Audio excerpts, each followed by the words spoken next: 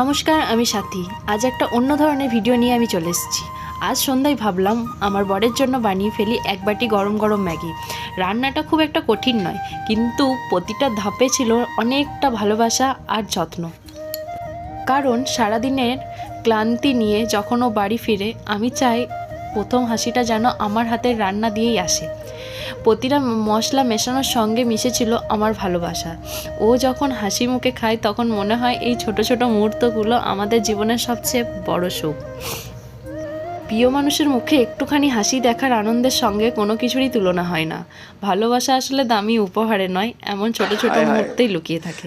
তো আমি এদিকে রান্না করছিলাম আর আমার বর এসে এসে দেখছিল যে কত দূর হয়েছে। আর সেদিন বিকাল দিকে প্রচণ্ড গরম ছিল, তার কারণে আমি একটু ঘেমেও যাচ্ছিলাম আর একটু ক্যামেরার সামনে একটু ঢঙও করে নিচ্ছিলাম।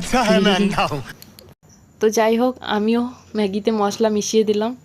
আর যেহেতু আমি ম্যাগিটা আমার মতো করে করছি, তার জন্য একটু ভয় ভয়েও ছিলাম যে দেখি বরের আদৌ পছন্দ হবে কিনা। আর বর দূরে দাঁড়িয়ে দেখছিল। এরপর ম্যাগিটা আমি প্লেটে ঢেলে নিলাম এবং তারপর দেখতে চাই আমার বরের রিঅ্যাকশনটা।